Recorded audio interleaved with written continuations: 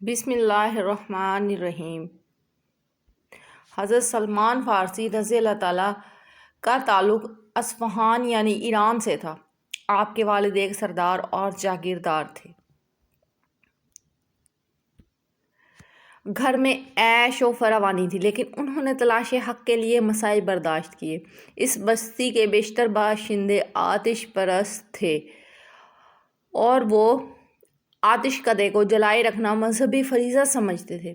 سلمان فارسی رضی اللہ تعالیٰ کے والد کی دلی خواہش تھی کہ ان کا بیٹا ایران کا مذہبی پیشوا بنے، اس لیے آتش کدے کو مسلسل جلائے رکھنے کی ذمہ داری بیٹے کو سونپ رکھی تھی۔ اس ہونہار، بیدار مغز اور زیرک بیٹے کے ساتھ ایک حیرت انگیز واقعہ پیش آیا۔ حضرت سلمان فارسی رضی اللہ تعالیٰ فرماتے ہیں، ایک دن میں گھر سے نکلا تو میرا گزر ایک کلیسا کے پاس سے ہوا، کلیسا جہاں پہ عیسائی عبادت میں مصروف تھے۔ میں اندر چلا گیا۔ مجھے ان کا طرز عبادت بہت پسند آیا اور میرا دل ان کے دین کی طرف راغب ہو گیا۔ میں نے عیسائیوں سے پوچھا، تمہارے اس دین کا مرکز کہاں ہے؟ انہوں نے مجھے بتایا، شام میں۔ رات کو گھر واپس لوٹا اور ابا جان کو بتایا کہ آج میرا گزر ایک کلیسا سے ہوا تھا۔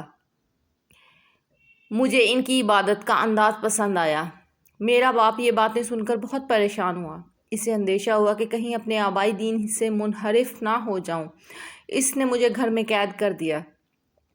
ایک دن موقع پاتے ہی میں گرجے میں پیغام بھیجا کہ جب کوئی ملک شام کی طرف جانے والا قافلہ آپ کے پاس آئے تو مجھے اطلاع کر دینا۔ تھوڑے ہی دنوں کے بعد ایک قافلہ شام جانے کے لیے وہاں آ پہنچا۔ اہل کلیسا نے مجھے اطلاع کر دی۔ میں کسی طریقے سے گھر سے نکلا اور اس قافلے کے ساتھ ہو لیا۔ شام پہنچ کر میں بڑے پادری کی خدمت میں حاضر ہوا اور عرض کی کہ مجھے عیسائیت میں دلچسپی ہے، میری دلی تمنا ہے کہ آپ کے پاس رہوں، عیسائی مذہب کی تعلیم حاصل کروں اور آپ کی زیر نگرانی میں عبادت کروں۔ اس نے اجازت دے دی۔ میں نے جی بھر کے اس کی خدمت کی، مگر تھوڑے ہی عرصے میں مجھے معلوم ہو گیا کہ اس مذہبی پیشوا کا کردار درست نہیں۔ لوگ اپنا مال و متاع لے کر اس کی خدمت میں حاضر ہوتے تھے تاکہ صدقہ و خیرات کیا جائے، تو یہ سارا مال خود ہڑپ کر جاتا تھا۔ اس طرح اس نے 7 مٹکے سونے اور چاندی کے بھر لیے۔ مجھے وہ شخص بہت برا لگا، لیکن کچھ ہی دنوں بعد اس کو موت نے دبوچ لیا۔ عیسائی پیروکار اسے عزت و اکرام کے ساتھ دفنانے لگے تو میں نے کہا، تمہارا پیشوا کوئی اچھا آدمی نہیں تھا، اور اگر میری باتوں پر یقین نہیں آتا تو آؤ میں تمہیں اس کا خفیہ خزانہ دکھاتا ہوں۔ جب انہوں نے سونے اور چاندی کے بھرے ہوئے مٹکے دیکھے تو حیران رہ گئے اور ان کو اپنے قبضے میں لے لیا اور اس کو دفن کرنے کے بجائے سنگسار کر دیا۔ چند دن گزرنے کے بعد لوگوں نے ایک دوسرے شخص کو اپنا مذہبی رہنما منتخب کر لیا۔ میں نے ان سے تعلیم حاصل کرنا شروع کر دی اور خدمت کو اپنی سعادت سمجھنے لگا۔ وہ بڑا ہی عابد و زاہد اور خوف خدا رکھنے والا شخص تھا، اس لیے مجھے اس سے عقیدت ہو گئی۔ جب اس کی موت کا وقت قریب آیا تو میں رونے لگا کہ اب میں کہاں جاؤں گا۔ اس نے کہا، بیٹا، موصل میں فلاں شخص کے پاس چلے جانا۔ وہ اس طرح میں موصل میں آ گیا۔ پھر یکے بعد دیگرے ایک استاد کی موت کے بعد دوسرے کے پاس، موصل سے نصیبین نامی بستی اور پھر اموریہ بستی نصیحت کے مطابق پہنچ گیا۔ قدرت کا کرنا ایسا ہوا کہ اس استاد کو بھی زیادہ مہلت نہ مل سکی اور وہ بستر مرگ پر پہنچا۔ میں نے حسب سابق عرض کی کہ میں کہاں جاؤں؟ اس نے کہا، میری معصومانہ حالت دیکھ کر بڑے واضح انداز میں کہا، اے حق کے متلاشی بیٹے، اس دنیا میں مجھے کوئی ایسا شخص نظر نہیں آتا جس کی صحبت میں تمہیں امن و سلامتی نصیب ہو۔ ہاں، اب نبی آخر الزماں کا ظہور کا وقت قریب ہے، جو دین ابراہیمی پر ہوں گے، اس مقام کی جانب ہجرت کریں گے جو 2 پہاڑوں کے درمیان ہوگا، جہاں کھجور کے درخت کثرت سے پائے جائیں گے۔ ان کے دونوں کاندھوں کے درمیان مہر نبوت ہوگی۔ وہ ہدیہ قبول کریں گے اور صدقہ نہیں کھائیں گے۔ راہب کے انتقال کے بعد آپ رضی اللہ تعالیٰ نے اس وصیت کو پیش نظر رکھا اور ایک قافلے کے ہمراہ آگے بڑھ گئے۔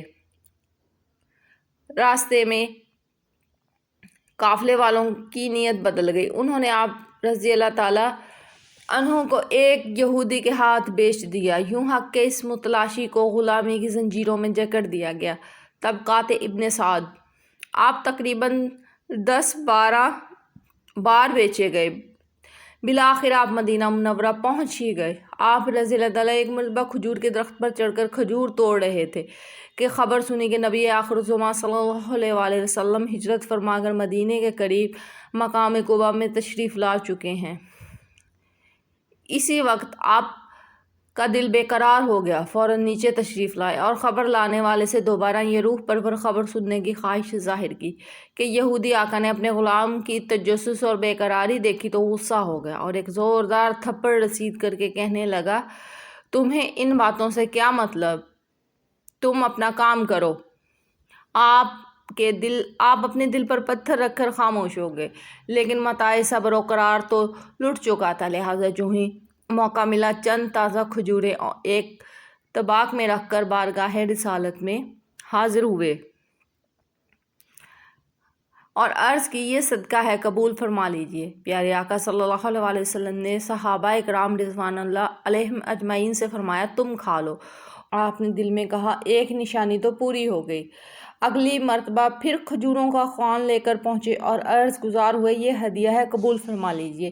رحمت عالم صلی اللہ علیہ وآلہ وسلم نے صحابہ اکرام کو کھانے کا اشارہ کیا اور خود بھی تناول فرمایا۔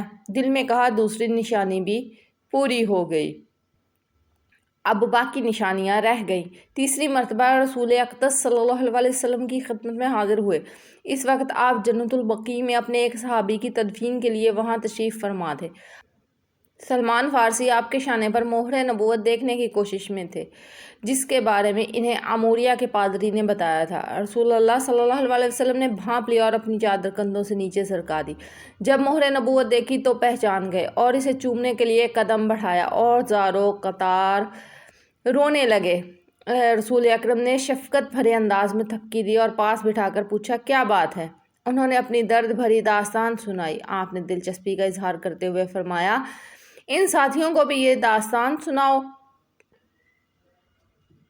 جب ان کی یہ داستان سنی اور مبارکباد دی اور کہا کہ تم خوش ہو جاؤ، تم نے اپنی منزل کو پا لیا۔ آپ رضی اللہ تعالیٰ غلامی کی زنجیروں میں جکڑے ہونے کی وجہ سے غزوہ بدر و احد میں حصہ نہ لے سکے۔ پھر 300 کھجور کے درخت اور 40 اوقیہ چاندی کے بدلے آزادی کا تاج سر پر سجایا اور ایک سرفروش مجاہد کی طرح بعد میں آنے والے تمام غزوات میں حصہ لیا۔ غزوہ خندق میں خندق کھودنے کا مشورہ بھی آپ رضی اللہ تعالیٰ کا ہی تھا۔ طبقات ابن سعد: آپ رضی اللہ تعالیٰ کو سرور کائنات صلی اللہ علیہ وسلم سے والہانہ محبت تھی۔ اپنے وقت کا بیشتر حصہ دربار رسالت میں گزارتے۔ غزوہ خندق میں سلمان فارسی جس جذبے سے خندق کھود رہے تھے، انہیں دیکھ کر انصار پکار اٹھے کہ سلمان ہمارے ہیں، اور مہاجرین نے کہا سلمان ہمارے ہیں۔ یہ بات رسول اللہ صلی اللہ علیہ وسلم تک تو پہنچی۔ آپ نے فرمایا، سلمان ہمارے اہل بیت سے ہیں۔ مسند بازار۔ ایک اور مقام پر اس بشارت عظمیٰ سے سرفراز ہوئے کہ جنت سلمان فارسی کی مشتاق ہے۔ ترمذی۔ جب کوئی پوچھتا کہ آپ کے والد کون ہیں تو آپ ارشاد فرما دیں، میں دین اسلام کا بیٹا سلمان ہوں۔ سرور کائنات صلی اللہ علیہ وسلم کے وصال ظاہری کے بعد آپ رضی اللہ تعالیٰ نے ایک عرصہ تک مدینہ میں قیام فرمایا، پھر عہد فاروقی میں عراق میں سکونت اختیار کر لی۔ کچھ عرصہ بعد حضرت عمر فاروق رضی اللہ تعالیٰ نے آپ کو مدائن کا گورنر مقرر کر دیا۔ گورنر کے اہم اور بڑے عہدے پر فائز ہونے کے باوجود آپ میں بڑی سادگی اور عاجزی پائی جاتی تھی۔ ایک دن مدائن کے بازار میں جا رہے تھے کہ ایک ناواقف شخص نے آپ کو مزدور سمجھ کر اپنا سامان اٹھانے کے لیے کہا۔ آپ رضی اللہ تعالیٰ چپ چاپ سامان اٹھا کر اس کے پیچھے پیچھے چلنے لگے۔ لوگوں نے دیکھا تو کہا، اے صاحب رسول، آپ نے یہ بوجھ کیوں اٹھا رکھا ہے؟ لائیے اسے اٹھا لیتے ہیں۔ سامان کا مالک ہکا بکا رہ گیا۔ پھر نہایت شرمسار ہو کر آپ رضی اللہ تعالیٰ عنہ سے معافی مانگی اور سامان اتروانا چاہا، لیکن آپ نے فرمایا کہ میں نے تمہارا سامان اٹھانے کی نیت کی تھی، اب اسے تمہارے گھر تک ہی پہنچا کر دم لوں گا۔ آپ رضی اللہ تعالیٰ راہ خدا میں مال خرچ کرنے کو محبوب رکھا کرتے تھے، چنانچہ بطور تنخواہ جو بھی آپ کو ملتا آپ وہ پوری کی پوری تنخواہ مساکین اور غرباء میں تقسیم فرما دیتے اور خود کھجور کے پتوں سے ٹوکریاں بنا کر درہم کماتے، اس پر اپنا گزر بسر کرتے۔ حضرت سیدنا سلمان فارسی رضی اللہ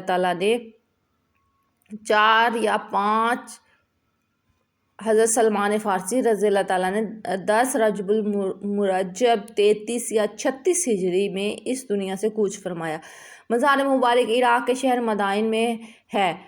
آپ رضی اللہ تعالیٰ کی عمر کے بارے میں مختلف روایات ملتی ہیں، اس پر سبھی متفق ہیں کہ 250 سال سے بہرحال زیادہ ہے۔ بعض اہل سیر نے تو 350 سال عمر بتائی اور کہتے ہیں کہ آپ نے حضرت عیسیٰ علیہ السلام